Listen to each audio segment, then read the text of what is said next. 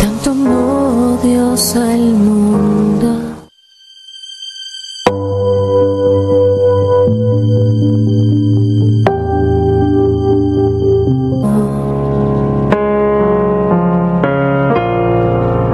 para que todo aquel que crea en él no muera, mas tenga vida eterna.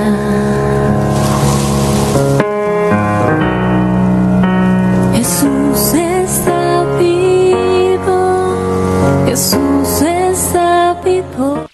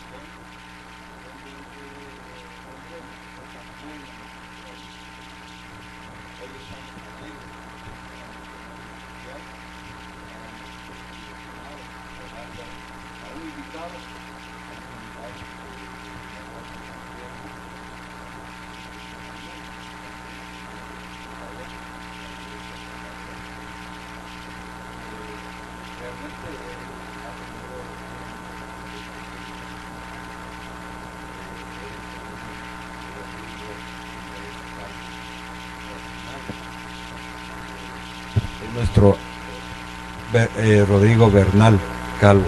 A ustedes realmente los exhortamos a que tengan su lapicero, su Biblia principalmente, su cuaderno para que puedan hacer las anotaciones y no sé si se les dio un número de teléfono para que pudieran plantear las preguntas.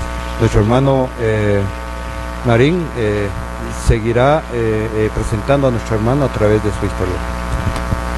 Muy buenas tardes acá por medio de las plataformas también. Un gran saludo, hermanos, que Dios los bendiga y que Dios nos ilumine a todos, ¿verdad? Y seguir aprendiendo cada día más sobre y conocer nuestra iglesia, más que todo, que esta es la meta de nosotros, que todo católico conozca la iglesia de Jesucristo. Hoy en esta hermosa tarde tenemos a un hermano, como ya lo mencionó nuestro hermano Alfredo Aldi, un hermano que ha defendido, ha evangelizado en diferentes plataformas, una persona que definitivamente ha dado a conocer la doctrina de la Iglesia Católica, no de una manera común, sino de una manera ya a profundidad, profesionalmente, y es algo maravilloso, ¿verdad? Y para todos nosotros es algo motivante, porque realmente católicos es así como necesitamos, ¿verdad? Católicos formados por convicción. Un gusto, los invito a que tomen sus sagradas escrituras, Catecismo de la Iglesia Católica y un cuaderno para que vayamos anotando lo más importante. Buenas noches, hermanos, una alegría y un privilegio estar nuevamente en el corazón de sus hogares, como ya lo decía el hermano Marín y el hermano Aldi. Los invitamos a que hoy aparten su tiempo porque tenemos un invitado muy especial desde Colombia que defiende a profundidad la fe católica. Y hermanos, nosotros tenemos que prepararnos día con día porque recordemos de que no se me viene la palabra, a forma de que nos vamos preparando bien, vamos dando razón de nuestra fe y nos vamos enamorando más de esta Iglesia Católica y de nuestro Señor Jesucristo. Entonces hoy los invitamos a que se preparen y que nos acompañen en este tema que va a estar muy importante. Bienvenido, Rodrigo Andrés Calvo Bernal. Las cámaras están en su... Muchas personas están ahorita deseosas de escuchar ese bonito tema. Bienvenidos al programa Hablando de Jesús en Vida Visión. Muchísimas gracias por su invitación. Un saludo muy cordial para todos aquellos que se encuentran en esta hora en sus casas, viendo este programa y dispuestos a recibir enseñanza a través de este canal Vida Visión y este programa Hablando de Jesús. Y bueno, hoy vamos a comenzar con un tema fundamental, sencillo, ¿no? La Iglesia de Cristo. ¿Cuál es la Iglesia de Cristo? Porque hay muchísimas iglesias. Mucha gente dice, no, todo es lo mismo, todo es igual. No, no es lo mismo. Jesucristo fundó una sola iglesia, ¿sí? No fundó miles. O sea, Jesucristo tiene una esposa, no es musulmán, que tiene varias esposas, no. Solo tiene una sola iglesia y él la fundó en persona. Entonces, uno podría preguntarse, ¿y entonces las otras iglesias de dónde salieron? Salieron de personas que se rebelaron contra la iglesia fundada por Cristo y decidieron montar sus propias iglesias, ¿okay? Porque estuvieron de acuerdo en algunas cosas y en otras no. Entonces yo me quedo con lo que estoy de acuerdo y lo que no, pues no. Entonces comienzan a volverse iglesias buffet. Ustedes han visto un buffet, ¿no? O sea, que es una mesa larga donde uno se va sirviendo lo que le gusta, lo que quiere meter al plato lo mete y lo que no lo dejan por fuera. Pero el evangelio debe ser completo, no podemos rechazarlo, no podemos quitarlo, no podemos cercenarlo y no podemos escoger lo que nos gusta o lo que nos conviene. Hay que escogerlo todo y por eso Jesucristo dejó una sola iglesia. ¿Dónde podemos ver eso? Bueno, vamos a empezar con un poquito de Biblia. Vamos todos a Mateo 16, 18, ¿sí? ¿Qué nos dice ahí? Mateo 16, 18. Dice Jesucristo: y yo te digo que tú eres Pedro, y sobre esta piedra edificaré mi iglesia, y las puertas del infierno no prevalecerán en contra de ella. Entonces, si miramos, él está poniendo su iglesia en manos de una persona. Dice, tú eres Pedro. No se llamaba Pedro, se llamaba Simón, pero le cambia el nombre. Simón era aquel que era débil, que se dejaba llevar con el viento, y Pedro significaba piedra. Entonces a él lo nombra piedra y le dice, y sobre esta piedra, o sea, sobre él, ¿sí? Él no está diciendo sobre yo, sobre mí mismo, ¿sí? O sobre la piedrita de allá, y no se estaba mirando en un espejo, estaba hablando con Pedro. Dice, y sobre esta piedra, o sea, tú, Pedro, edificaré mi iglesia. Mi iglesia. ¿Por qué él hace esto de decir mi iglesia? Sencillo. Porque en el antiguo pacto de Israel, Dios tenía otra iglesia, que era el pueblo de Israel. ¿Okay? Era la iglesia del antiguo pacto. Iglesia viene del término eclesia, que significa comunidad, una comunidad de creyentes. Entonces está la iglesia de Israel, pero había una iglesia que iba a ser del nuevo pacto. Entonces la iglesia de Jesucristo, ¿sí? Él la establece en Pedro, ¿okay? En un ser humano. Ahora, ¿por qué en un ser humano? Muchos podrían decir, pero es que los seres humanos fallan, el ser humano se puede morir. ¿Cómo va a dejar un ser humano a cargo de su iglesia? Pues en el antiguo Israel nosotros vemos que Dios dejó a Moisés a cargo de Israel para la liberación de Egipto y para manejarlo. Dejó a Israel en manos de Josué para que lo dirigiera.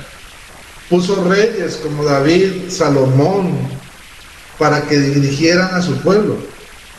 Entonces no es de extrañar que Jesucristo también dejara una persona encargada de su iglesia, de la iglesia no del antiguo pacto de Israel, sino una nueva iglesia, la iglesia del nuevo pacto en Cristo. Entonces, esta es la iglesia que él funda, y la funda sobre Pedro. Dice: te daré las llaves del reino de los cielos, y todo lo que ates. Miren que él sigue hablando a Pedro. Él nunca se puso a hablar, ni a señalar a otro lado, ni decir yo estoy hablando conmigo mismo. Dice el 19: te daré las llaves del reino de los cielos, y todo lo que ates sobre la tierra quedará atado en los cielos, y todo lo que desates sobre la tierra quedará desatado en los cielos. Entonces, aquí vemos cómo Jesucristo le da una autoridad especial, le da sus llaves. Las llaves son de Cristo y se las entrega a él como mayordomo, como encargado de su iglesia, y le da el poder de atar y desatar, que también se lo da a los otros apóstoles, claro, pero el que tiene las llaves es Pedro. Ahora, muchos podrán decir que no, que Jesucristo es la piedra y que Pedro es piedra chiquita, o podrán inventar otro tipo de cosas, pero vamos a mirar qué es lo que nos dice la Biblia como tal. Vamos a mirar, permítanme un segundo,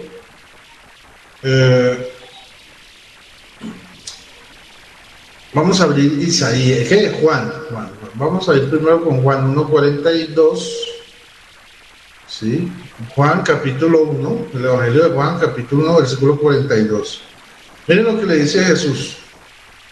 Y lo llevó a Jesús, ¿a quién? A Pedro. Jesús le miró y le dijo: tú eres Simón, él se llamaba Simón, hijo de Juan, tú te llamarás Kefas, que significa piedra. Te llamarás Kefas, que significa ¿qué? Piedra. O sea, aquí estamos confirmando lo que se dice en Mateo 16:18. Jesús llama a Pedro la piedra. Ahí dice: tú te llamarás Kefas. ¿Qué significa? Y dice al lado: ¿qué significa? Piedra. O sea, más claro no puede ser. Le estaba determinando a Pedro como aquella piedra. Y ahora vamos a pasar un poquito a Isaías capítulo 22, versículo 20 en adelante. Aquí Isaías hace una profecía sobre el mayordomo del rey David, llamado Eliakim, al cual Dios, bueno, sí, por encargo de Dios, queda a cargo del palacio real. Dice Isaías 22:20: aquel día llamaré a mi siervo Eliakim, hijo de Hilquías, lo revestiré con túnica, le ceñiré con un cinturón, con tu cinturón, o sea, el cinturón de la autoridad de David. Pondré en su mano tu poder, y será un padre para los habitantes de Jerusalén y para la casa de Judá. O sea que Eliakim, este mayordomo, será un padre, ¿sí? Miren, Jesús nos puso a Pedro como un padre, por eso lo llamamos el Santo Padre, ¿sí? Dice, le pondré la llave de la casa de David sobre su hombro, y abrirá y no habrá quien cierre, cerrará y no habrá quien abra.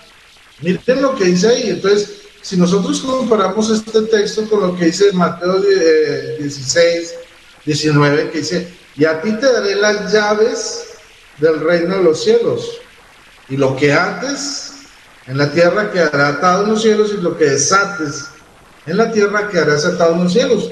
Es exactamente lo mismo. Le pone la llave de la casa de David de Eliakim, ¿sí?, sobre su hombro, y se abrirá y no habrá quien cierre, cerrará y no habrá quien abra.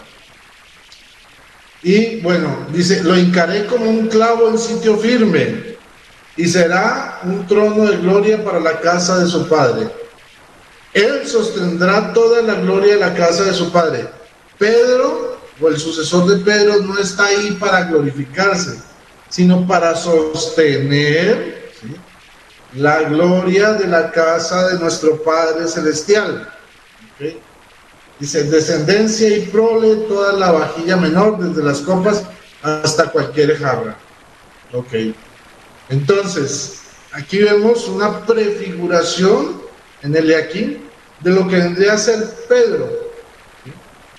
La Biblia nos enseña que el Antiguo Testamento es prefiguración, o sea, quiere decir sombra y figura de lo que había de venir. ¿Okay? Era como un anuncio velado de lo que iba a establecer Dios, como pistas. Dios está dándole pistas al pueblo de Israel de lo que le esperaba.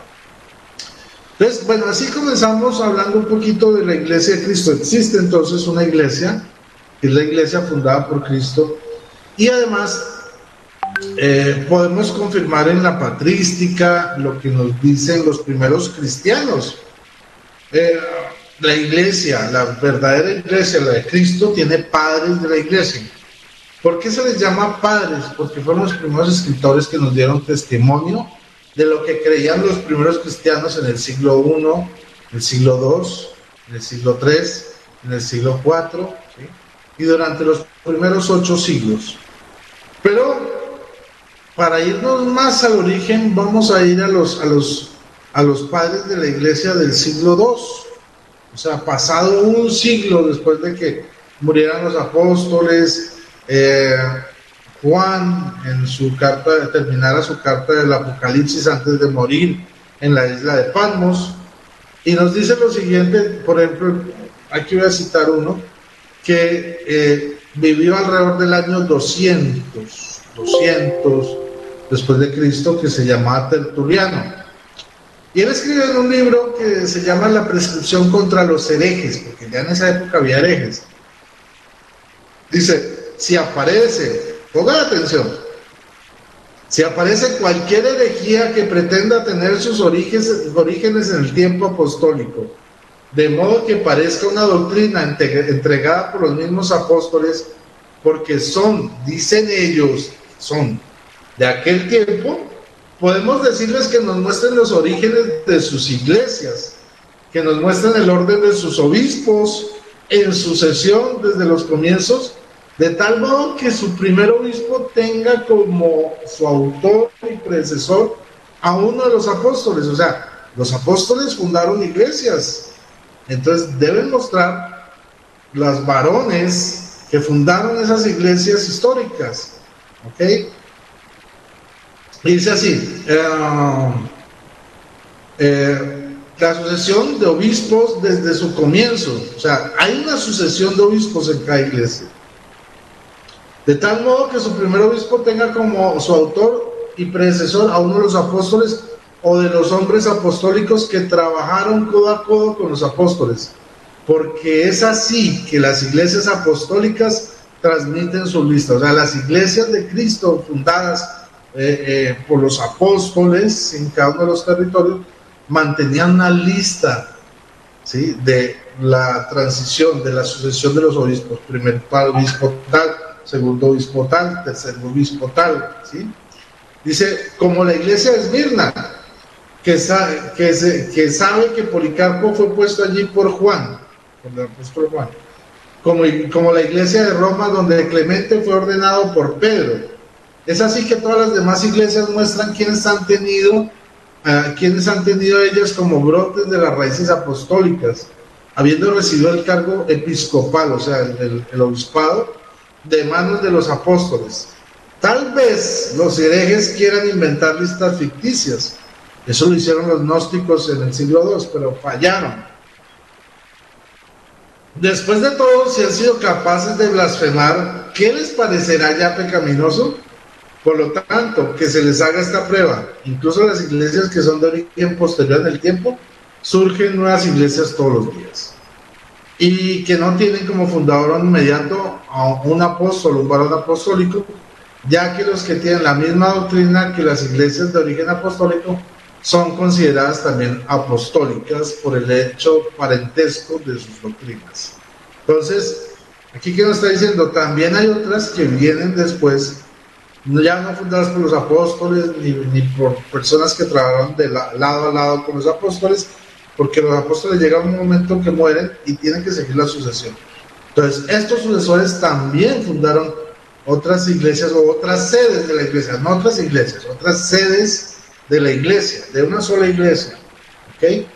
Y dejaron como testimonio los listados de los obispos que ejercieron el obispado, ¿sí?, dentro de esa iglesia. Entonces, en ese sentido, podemos encontrar básicamente varias sedes de la iglesia en la Biblia. Pero antes de abordar esas sedes, vamos a ir a otro padre de la iglesia. Este es precioso. Este es un obispo de Antioquía que murió sobre el año 106, 107 después de Cristo. O sea, muy reciente, muy cercano a los apóstoles. Incluso él fue discípulo del apóstol Pablo. Y él escribe 7 cartas preciosas porque él fue preso y llevado a Roma para el martirio, y él quería ser martirizado, morir por Cristo en Roma. Y en ese camino muchos lo saludaban, lo visitaban. Incluso había hermanos de la iglesia de Roma que quisieron salvarlo, y él dijo, no hagan eso porque me perjudican, yo quiero darme como pan vivo para Dios. Y en una de esas 7 cartas que él escribió maravillosas, 8 en realidad, pero para las iglesias locales escribió 7, escribió una a un pueblo que se llama Esmirna, que aparece en Apocalipsis. A la iglesia de Esmirna, escríbele, y le dice el ángel a Juan en Apocalipsis 1. Pero aquí, Ignacio de Antioquía le escribe a esta iglesia de Esmirna, se llama la carta a los esmirnotas. Y en el capítulo 8, verso 2, encontramos que él dice estas palabras: donde está el obispo, está la comunidad. Así como donde está Jesucristo, está la iglesia católica. Este es el testimonio, año 106, 107, el primer testimonio escrito de que a la iglesia de Cristo se le llama por primera vez por escrito iglesia católica. Al comienzo de nuestra historia se nos llamó de muchas formas.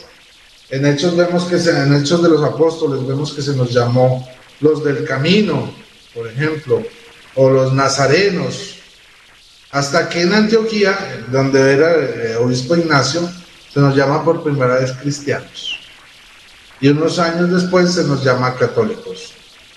Ahora,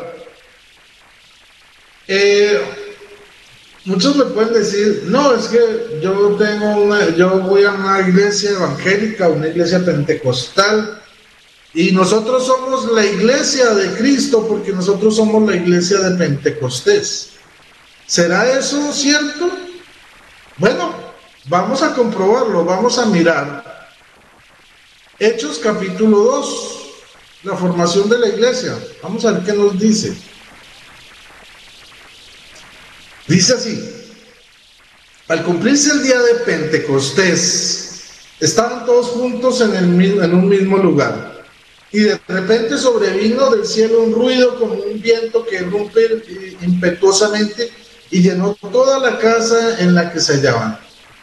Entonces se les aparecieron unas lenguas como de fuego que se dividían y se posaban sobre cada uno de ellos, o sea, unas lenguas de fuego sobre la cabeza de ellos.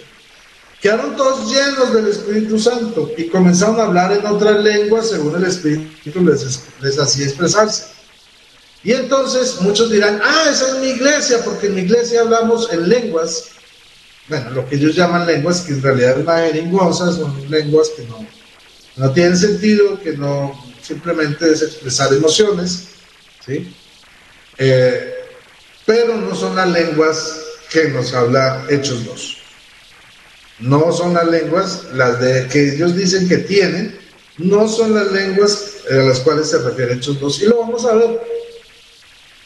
Voy a dar un ejemplo muy respetuosamente. Ellos dicen, por ejemplo, Randa, Sabarayazar, Randa, Barayandara, y cosas así similares. Dicen que esas son lenguas. Pero vamos a ver cuáles son las lenguas de Hechos de los Apóstoles.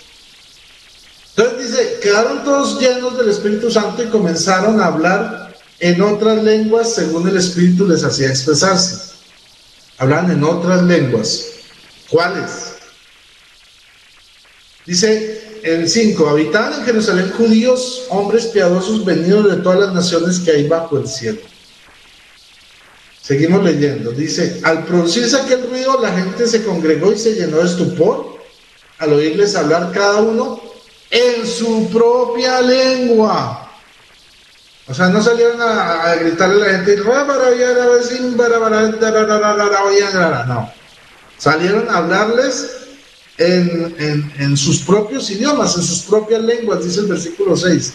Dice, estupefactos y admirados decían, ¿es que no son galileos todos los que están hablando? ¿No son de Galilea?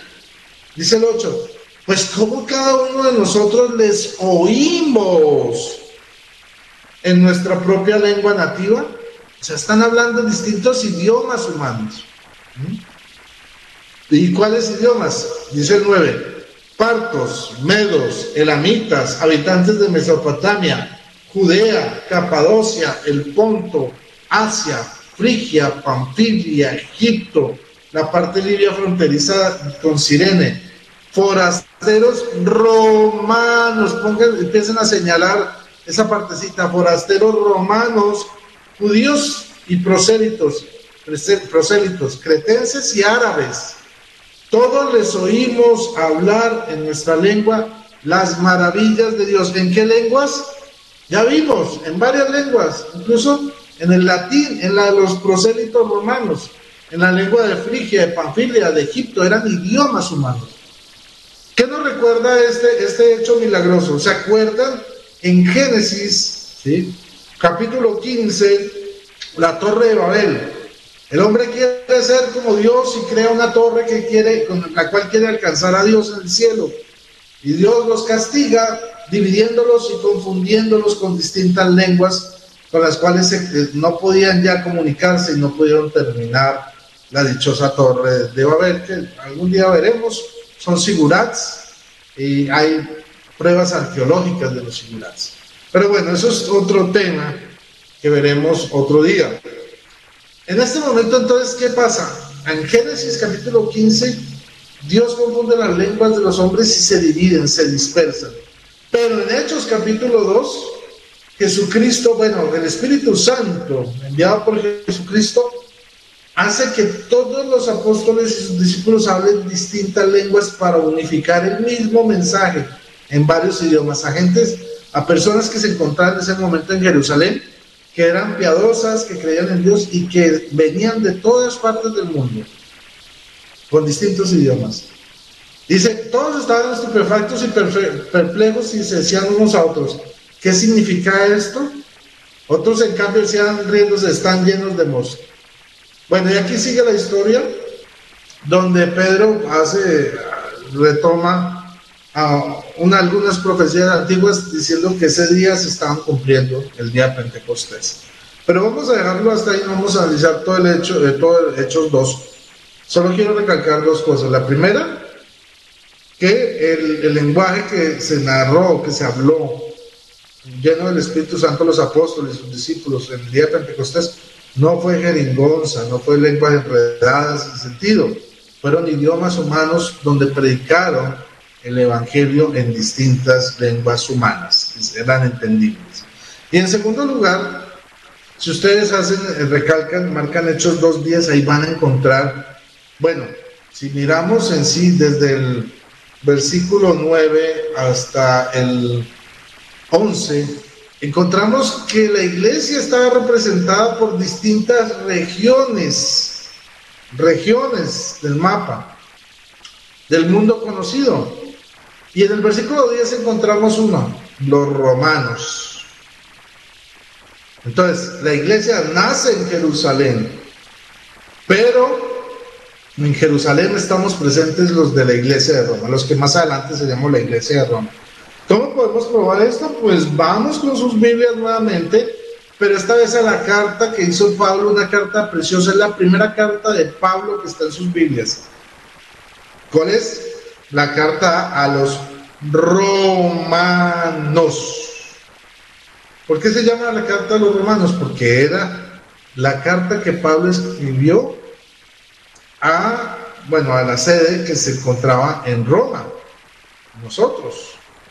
¿Okay? La iglesia tiene varias sedes, históricamente siempre las ha tenido. Entonces, vamos a Romanos, capítulo 1, versículo 7. Miren lo que dice Pablo.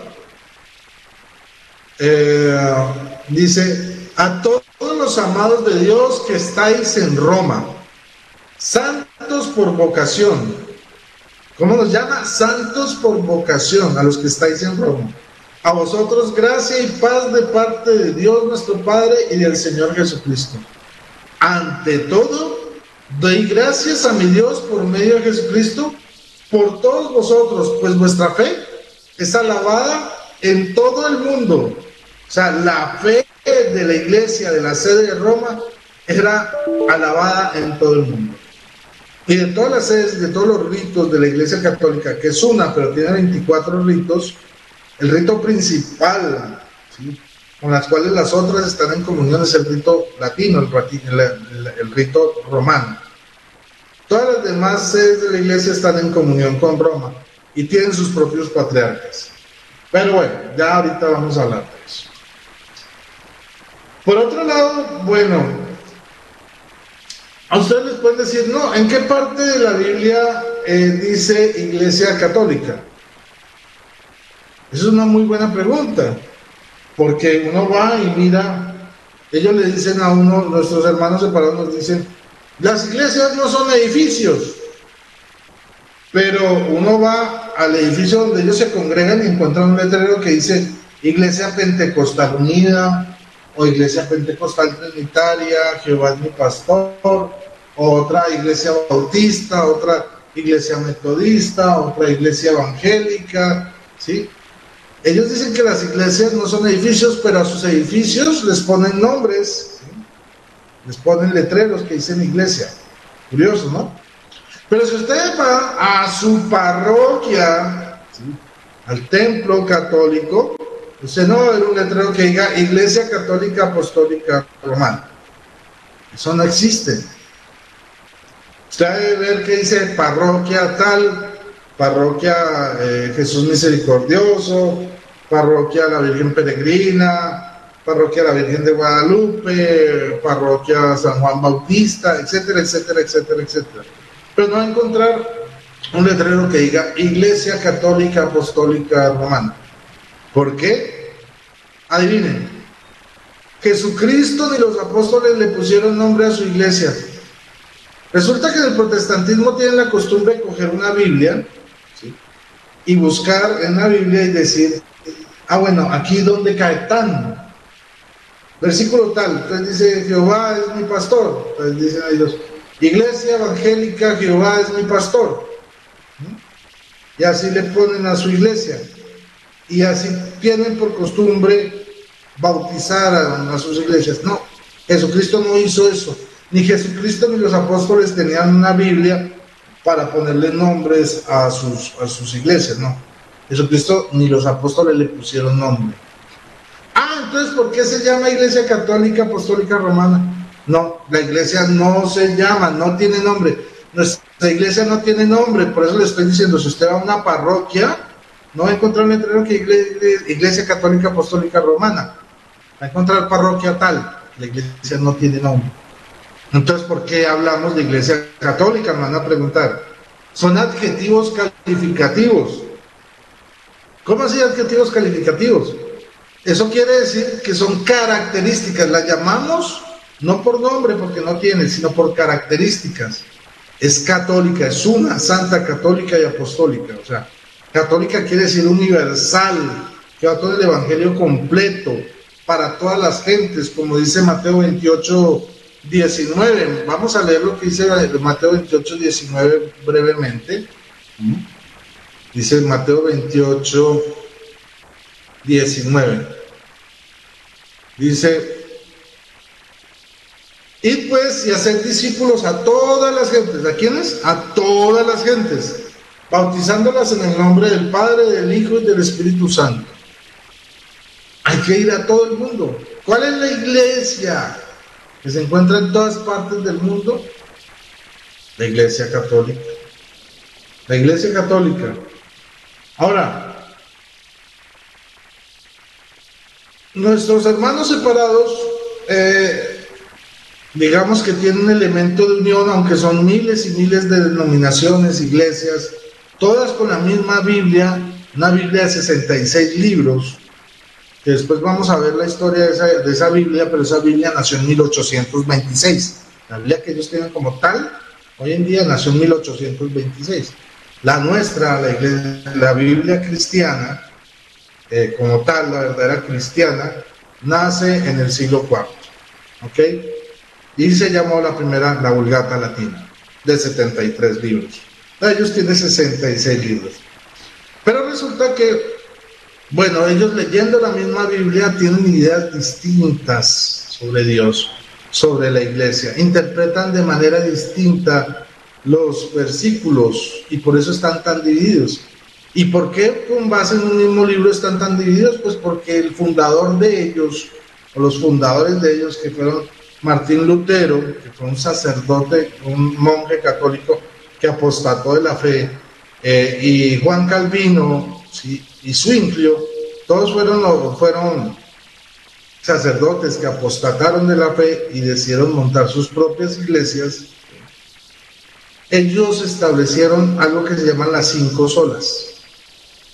Entonces ellos dicen, para que ustedes sean protestantes como nosotros, tienen que creer 5 cosas. Solo la Biblia, o sea, solo la Biblia tiene la autoridad. Pero la Biblia dice que la iglesia es la base y el fundamento de la verdad, no la Biblia. Curioso, ¿no? Después vamos a ver eso. Que solo la Biblia, que solo Cristo, o sea, no hay que hablar de santos, solo Cristo. Solo a Dios se le da la gloria, no se le da la gloria de los santos. Somos salvos solo por la fe. ¿Y qué? Somos justificados solo por la fe y somos salvados solo por la gracia. Entonces hay que seguir esos 5 preceptos que son los verdaderos y que nos unen espiritualmente de manera invisible entre todas las miles y miles de denominaciones protestantes que existen. Eso suena muy bonito. En la práctica pues vemos que están totalmente divididos. ¿Cuáles son las 5 solas reales? Las que son de la iglesia verdadera y que se encuentran solamente en la iglesia católica. Esas sí son bíblicas, porque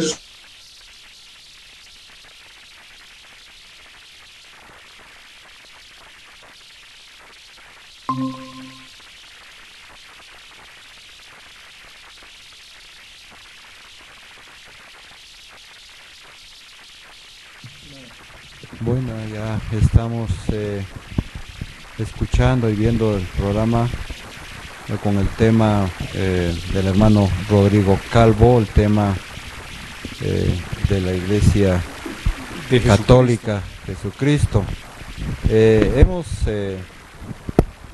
Si nosotros hemos analizado la importancia de la iglesia dentro de nosotros, recordemos que él retomó Isaías capítulo 22, 20, 22. Si nosotros nos vamos, San Mateo 16, versículo 18 y el 19. De ahí vemos todo lo que él ha mencionado, queríamos nosotros aportar también sobre cuando ratifica Dios, le da la grandeza a San Pedro como parte de esa iglesia, ¿verdad? Como líder en el grupo, en San Lucas 22, versículo 31 y San Juan 21, versículo 15. Ahí es donde se le da la importancia a nuestro líder de la iglesia católica, como es San Pedro. Realmente es de gran dimensión lo que él está exponiendo con este tema tan maravilloso. Lo que queríamos nosotros subrayar es también que cuando nuestro hermano Rodrigo mencionó de Isaías capítulo 22, 20, 22, recordemos que San Mateo le escribe a la comunidad judía. Entonces los hermanos judíos, pues lógico, ellos van entendiendo realmente el mensaje que significa del mayordomo en el Antiguo Testamento, lo que resaltaba nuestro hermano Rodrigo Calvo. Ya vamos a retomar nuevamente el tema que él nos está disertando. No sé si ya estamos listos para que vuelvan a retomar nuevamente la participación de él, ¿sí? No sé si... Sí, aquí estamos en la espera. Está muy motivante la... Sí, hermano Marín. Exactamente, sí, muy motivante. Están con nuestro hermano Andrés Rodrigo Calvo. Pues la verdad nos ha dejado sorprendidos, ¿verdad? Y estamos aprendiendo bastante de él. Y vamos a esperar a que continuemos con esta enseñanza. La Iglesia de Jesucristo nos ha hablado, ¿verdad? De la Iglesia históricamente, cómo se ha venido desenvolviendo los padres de la Iglesia, que son muy importantes y más que todo son una prueba de la veracidad de nuestra Iglesia. Cómo definitivamente nosotros traemos una sucesión histórica que definitivamente ha venido hasta nuestros tiempos y hasta ahora conservamos todas las enseñanzas, mantenemos esas tradiciones. Bueno, después de escuchar esta pequeña meditación, vamos a un corte del canal. Regresamos y motivándolos a cada uno de ustedes a que todos los lunes a partir de las 7 de la noche sintonicen este programa Hablando de Jesús. Regresamos. Ya volvemos a tu programa. Amó Dios al mundo, que a su único Hijo Él entregó. Hablando de Jesús. Para que tanto amor Estamos de vuelta con tu programa. Que a su único Hijo Él entregó. Hablando de Jesús. Para que todo aquel que crea en Él no muera.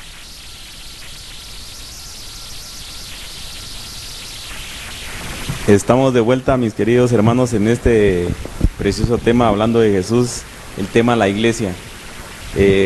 Los invitamos a que sigan en este programa porque tenemos desde Colombia al politólogo, nuestro hermano que estaba desde el inicio del programa, y los invitamos, hermanos, porque miren cuánto se aprende uno, cuánto aprende uno a defender su fe, cuánto aprende uno para estar verdaderamente firmes en esta iglesia católica.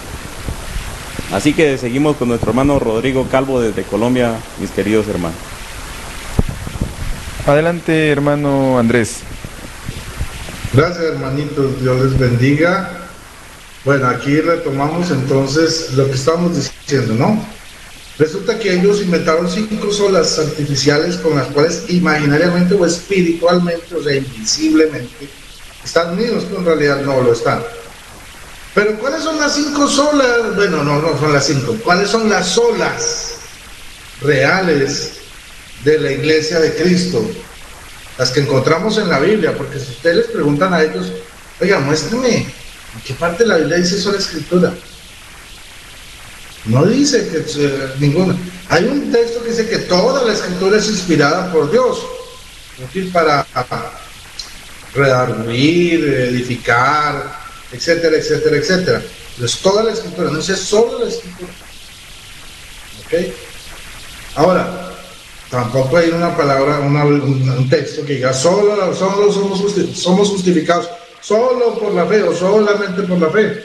Por el contrario, si nosotros vamos a Santiago capítulo 2, versículo, déjenme ver si me acuerdo, 20, si no estoy mal.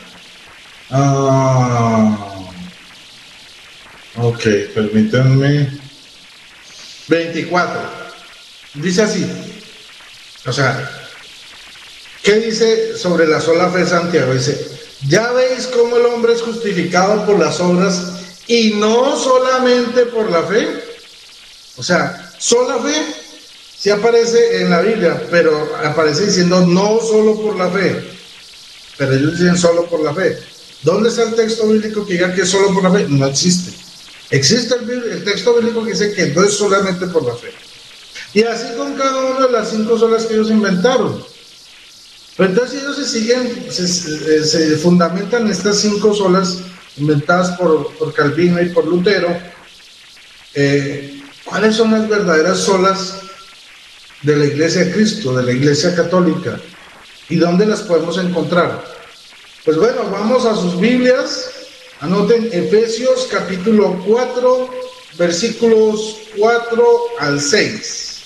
Versículos 4 al 6. Vamos a mirar cuáles son las solas verdaderas, que son las solas de la Iglesia Católica. Y estas sí son bíblicas, no como las otras.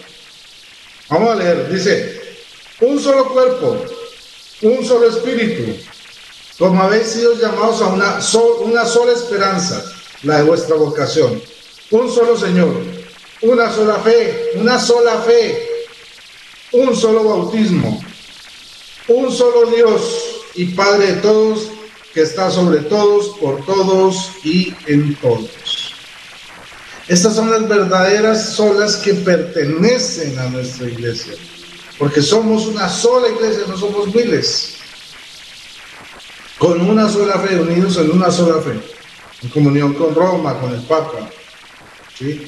Un solo espíritu. Hemos mantenido la misma doctrina durante 2000 años y no ha cambiado. Ha evolucionado, sí, pero lo fundamental siempre se ha mantenido. Un solo bautismo. No, que ellos dicen que bautismo de niños, no, que bautismo de adultos, que si es bautismo en río, que si no es bautismo en río tiene que ser bautismo en laguna, y si no es en laguna tiene que ser bautismo en piscina. No saben ni cómo deben bautizarse.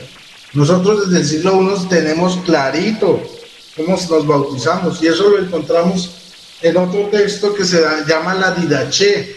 La Didache es el primer catecismo de la Iglesia Católica y es del siglo I. Del siglo I, hecho por manos mismas de los apóstoles. No está en la Biblia porque es un texto de ordenamiento de la iglesia, digamos, de tipo litúrgico, ¿no?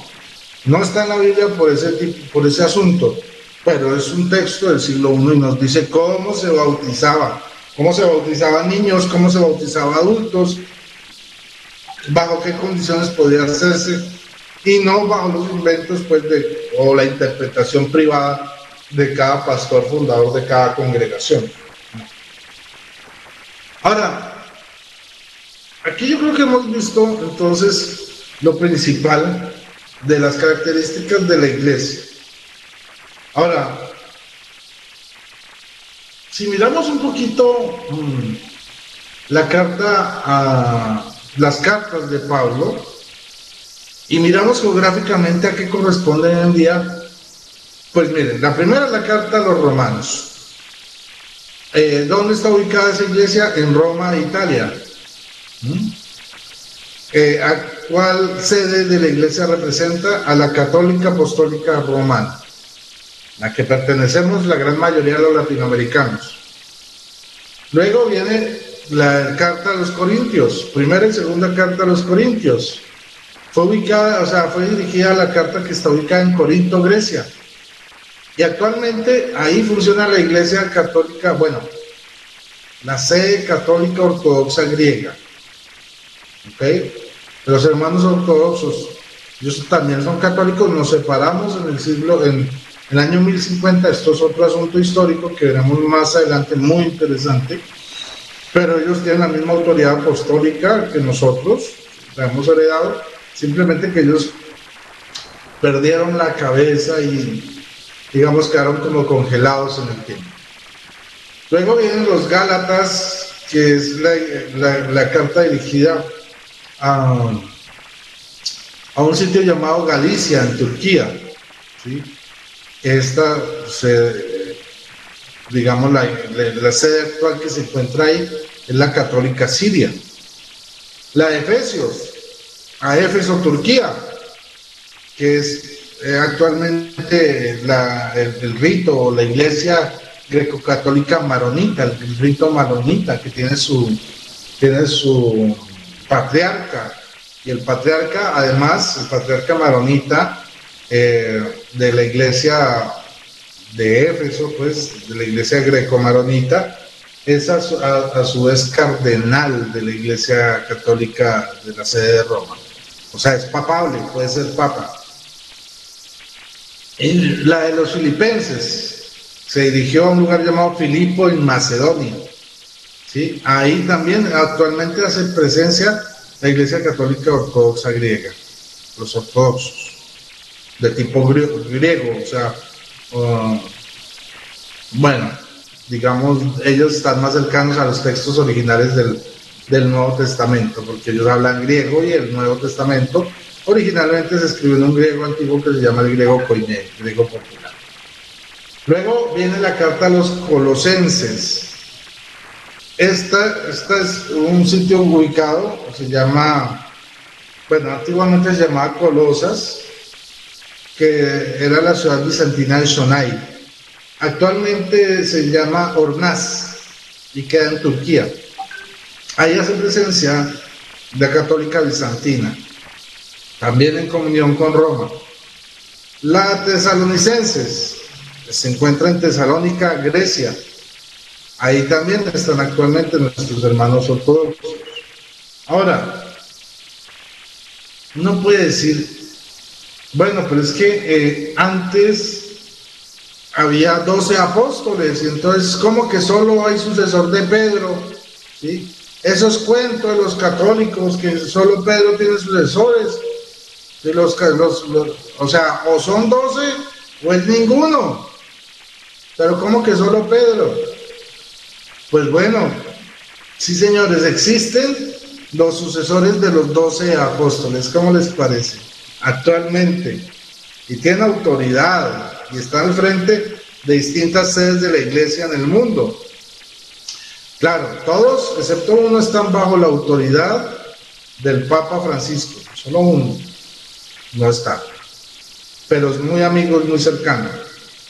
¿Quiénes son? Bueno, vamos a mirarlo. El primero, el Papa, también reconocido por la Iglesia Católica Apostólica Ortodoxa como el Patriarca de Occidente, así le llaman los ortodoxos, le llaman el Patriarca de Occidente, o el primero entre iguales, o sea, lo reconocen como primero, pero entre iguales, o sea, todos los patriarcas son iguales para ellos, sí, pero él es el primero. Luego viene el Patriarca de Alejandría de los coptos, el Patriarca Maronita de Antioquía de los Maronitas, el que habíamos hablado ahorita, el Patriarca Melquita de Antioquía de los Melquitas, que también, ¿sí?, que tiene también siempre, que tiene también los títulos de Patriarca de Alejandría y Patriarca de Jerusalén, el Patriarca de Antioquía de los Sirios, el Patriarca de Babilonia de los Caldeos, el Patriarca de Cilicia de los Armenios, el Patriarca, este es el que no está en comunión parcial con nosotros, se le llama parcial, el Patriarca de Constantinopla de la Iglesia Apostólica Ortodoxa, que se llama Kyrios Bartolomeus I. También tenemos el Patriarca de Jerusalén, tenemos un Patriarca en Jerusalén, el Patriarca de Lisboa, el Patriarca de Venecia y el Patriarca de Indias Orientales, dando como un total de 12 sucesores apostólicos. 12 hubo al comienzo, 12 hay ahora, igualitos, ¿ya? Obviamente los obispos, los arzobispos, los cardenales que son obispos también, ¿sí?, son sucesores apostólicos, pero hablando ya en términos macro de la sucesión de los 12 como tal, tenemos cada uno de estos patriarcas. O sea, uno cree que solo existe el Papa como sucesor de esos apóstoles y los demás desaparecieron en el tiempo. No, todos los demás patriarcas son sucesores apostólicos de cada uno de los apóstoles, y eso lo podemos ver en Hechos capítulo 1. Tenemos Hechos capítulo 1. ¿Qué nos dice Pedro? Vamos a utilizar una Biblia fácil de entender, la Biblia del pueblo de Dios. Vamos al versículo, versículo 12.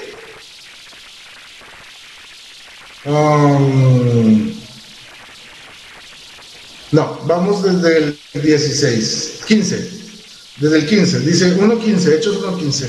Uno de esos días, Pedro, después de que Jesús ascendió al cielo y el ángel envió, vayan y oren, estaban esperando el Pentecostés, la venida de la promesa del Espíritu Santo. Dice, uno de esos días, Pedro se puso en pie en medio de los hermanos, los que estaban reunidos alrededor de 120 personas, 120 hermanos, y dijo, hermanos, era necesario que se cumpliera la escritura en la que el Espíritu Santo, por boca de David, hablaba de Judas, que fue el jefe de los que apresaron a Jesús.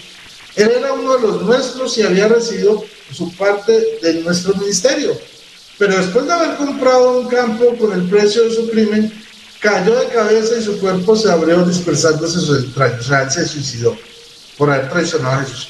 Ese apóstol se suicidó. O sea, en ese momento había 11. No había 12, había 11. Cuando Jesús subió al cielo había 11. Entonces, dice, el hecho fue tan conocido por todos los habitantes de Jerusalén que ese campo fue llamado en su idioma Acéldama, que quiere decir campo de sangre. En el libro de los Salmos está escrito que su casa quede desierta y nadie la habite, y más adelante que otro ocupe su cargo. Es necesario, dice Pedro, que uno de los que han estado en nuestra compañía durante todo el tiempo que el Señor Jesús permaneció con nosotros, desde el bautismo de Juan hasta el día de la ascensión, sea constituido junto con nosotros, o sea, con los 11 que estamos, testigos de su resurrección. Entonces se propusieron dos, José, llamado Barsabás, de sobrenombre Justo, y Matías, y oraron así: Señor, tú que conoces los corazones de todos, muéstranos a cuál de los dos elegiste para completar los 12, para desempeñar el ministerio del apostolado, dejado por Judas salirse al lugar que le correspondía. Echaron suertes y la elección cayó sobre Matías, y dice que fue agregado a los 11 apóstoles, o sea, que fue contado como los 12. Y si lo dice la Biblia es porque es inspirado. O sea, si quedaron otra vez 12, y lo dice Hechos 1, y Hechos 1 es un escrito inspirado por Dios, es porque es así, y eso es palabra de Dios. Tiene que completar. Entonces tenemos los 12 apóstoles actualmente, y voy a dejar así, porque tenemos muchísimo para hablar, muchísimo para comprobar la historicidad, lo bíblico que es nuestra iglesia. Hermano, perdone. Para participar. Sí. Hermano, sí, le agradecemos. Mire, fíjese que necesitamos de que recalque, que enfatice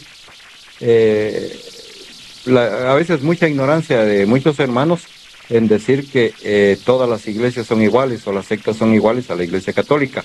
Nos gustaría que motivara y despertara en ellos realmente esa conciencia que no es igual, sino que nuestra iglesia es única, ¿verdad? Nos gustaría ese aspecto, perdón, hermano. Claro, no, si ustedes, ya hablamos, miren lo que decían los padres de la iglesia. Ignacio de Antioquía, año 106, 107, ya hablaba de la iglesia católica. ¿Qué nos decía, por ejemplo, Tertuliano? Las listas apostólicas de las primeras iglesias, si no tienen las listas, olvídese. Y haga un ejercicio. Muchas de las iglesias van a decir, no, nosotros somos los de Berea, o nosotros somos los de Antioquía. Pues haga lo siguiente, hermanos, si ustedes son los de Antioquía, o los de Berea, o los de Jerusalén, como quiera que sea, por favor me da el teléfono y la dirección de su iglesia milenaria, allá en Antioquía, en Berea, en Filadelfia, ¿sí? Cogen lugares bíblicos y se los asumen a ellos. Me da el teléfono y la dirección para yo ir y comprobar que ustedes son la iglesia milenaria de allá, y nos muestran sus iglesias milenarias allá. Eso no existe. No existe. A donde ustedes vayan, en esos sitios geográficos que menciona la Biblia, solo existe la iglesia católica. Recientemente han entrado protestantes ahí a Roma, Italia, y a Jerusalén, pero partes, no vean, son iglesias que no tienen más de 50 años allá, pero iglesias milenarias no hay. Mi querido hermano, sí, hermano, tengo otra pregunta. Claro que sí. Hoy en día hay muchas personas que dicen que su congregación tiene la doctrina de nuestro Señor Jesucristo. ¿Cómo poder identificar esa doctrina? Recordemos de que ya en los estudios que hacen, 85,000 congregaciones que dicen que tienen la doctrina de Jesús. ¿Cómo saber si verdaderamente tienen la doctrina de Jesús? Bueno, primero, si su iglesia está fundada sobre Pedro, si su iglesia tiene 2000 años, porque ellos dicen, no, es que la iglesia de Jesús desapareció del siglo primero y luego tal personaje la restauró, ¿sí? O Dios le dijo que restaurara la iglesia en tal año, como dicen los mormones, los adventistas y todo este tipo de personas. Pero miren qué es lo que nos dice Jesucristo al respecto. Dice en Mateo 16, 18, nuevamente vamos al texto. ¿Qué nos dice? Dice, yo te digo que tú eres Pedro y sobre esta piedra edificaré mi iglesia. Y el poder de la muerte o del infierno, poder del infierno, no prevalecerán en contra de ella. ¿Qué quiere decir? Que es una iglesia que a pesar de las persecuciones, a pesar de todas las situaciones, ha permanecido 2000 años incólume. Entonces, aquí ya nos podemos dar cuenta, si su iglesia no tiene 2000 años, no, es que a nosotros nos persiguieron, los católicos, dicen algunos, se inventan los cuentos, y Constantino, y nosotros cogimos nuestra Biblia y nos fuimos al monte, y nos escondimos hasta que por fin apareció Lutero. Miren, hay toda clase de historias fantásticas. Pero si usted va a los libros de historia, usted le van a abrir los ojos porque solo existía la iglesia católica. Ninguna iglesia protestante, ni los judíos mesiánicos, ni pentecostales, ni evangélicos, ni ninguno de ellos existe antes de 1527, más o menos, que fue cuando Lutero decidió rebelarse. Y pues obviamente, por otro lado, otra forma de usted saber si es la iglesia verdadera, oiga, en su iglesia leen una Biblia de 66 libros o de 73. ¿Sabían que hay algo en la Biblia que para los judíos los números tienen un significado? ¿Sí? Entonces, por ejemplo, el 3 es la plenitud, el 7 es el número de Dios, que es la perfección. ¿Cuántos libros tiene la Biblia católica? 73. La plenitud de la perfección. ¿Sí? 73. Eso es lo que significa para un hebreo, para un judío. Si usted le habla de 73, el 7, que es la perfección, y el 3, la plenitud de la perfección. Ahora, ¿qué significa el 6? El 6 significa la rebeldía, ¿sí? La imperfección, ¿sí? El pecado significa el 6. Y el 2 significa la división. ¿Cuántos libros tiene la Biblia protestante? 66, o sea, 2 veces 6, divididos por el pecado, por la división. Entonces, miren, si usted le dice, no, mi Biblia tiene 66 libros, vea, vaya, excelente, hermano, apartándose de eso, que busquen una iglesia donde haya 73 libros, donde esté la plenitud de la perfección, ahí ya usted está en el lugar correcto. Muchísimas gracias, hermano. Vea, mire, ya vamos llegando al punto final y yo quisiera que usted diera una recomendación. Vea, son importantes estos temas para evangelizar, hermano.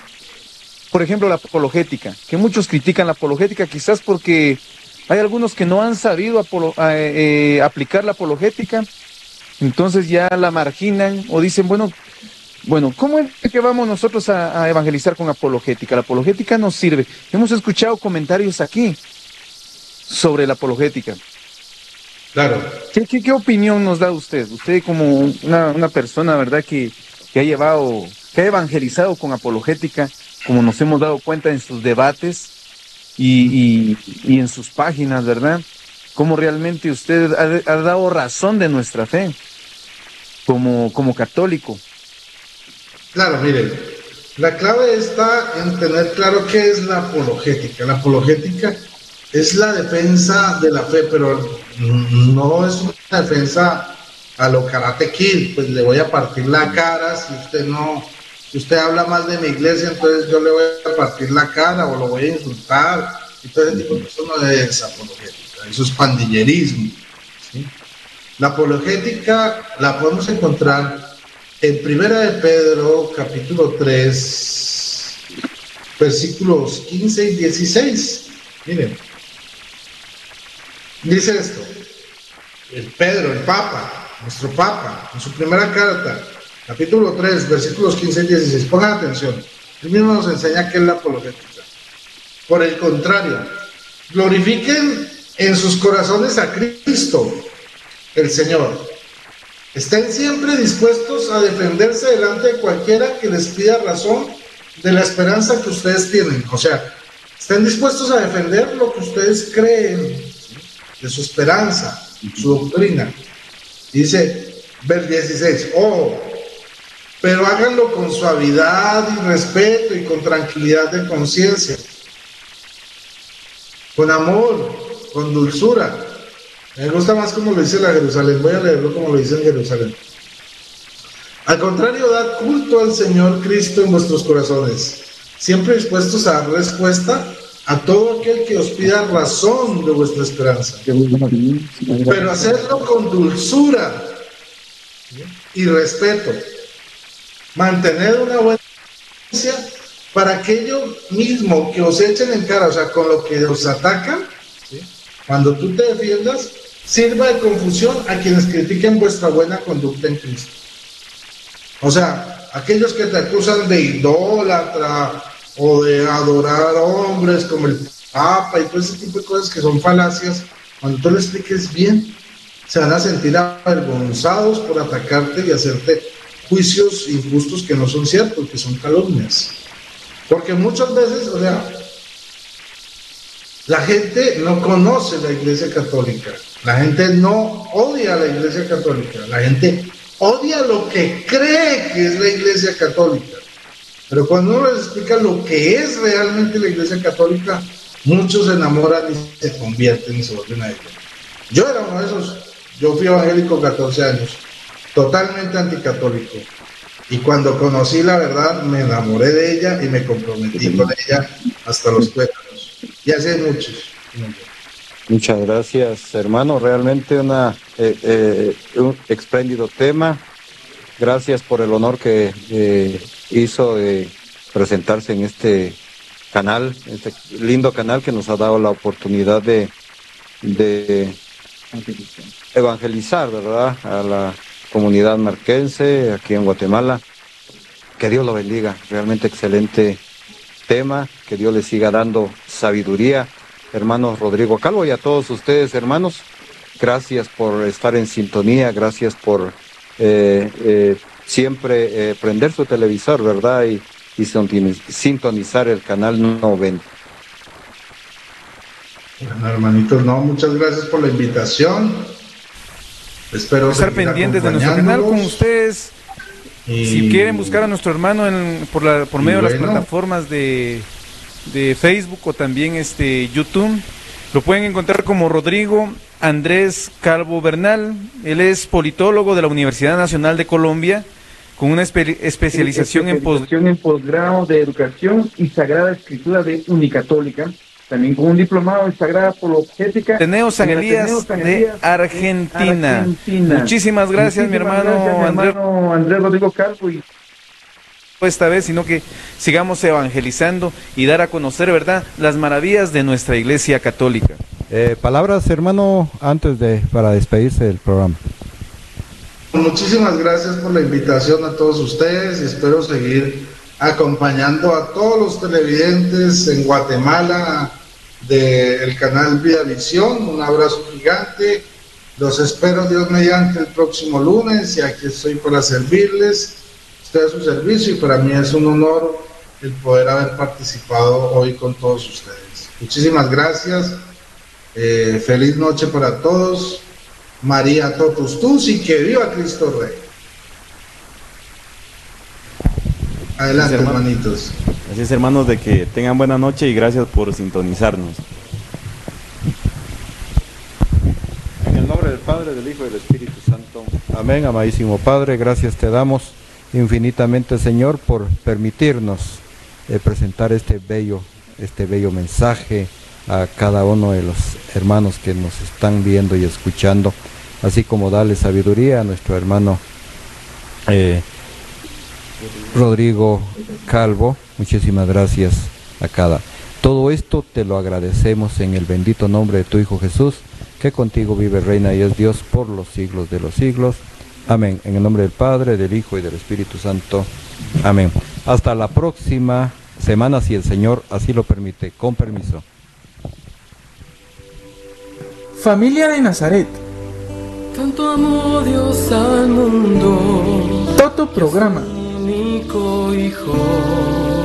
Él entregó. Hablando de Jesús. Para que todo Un espacio que pretende defender racional e históricamente los dogmas de la fe cristiana. Hasta la próxima semana.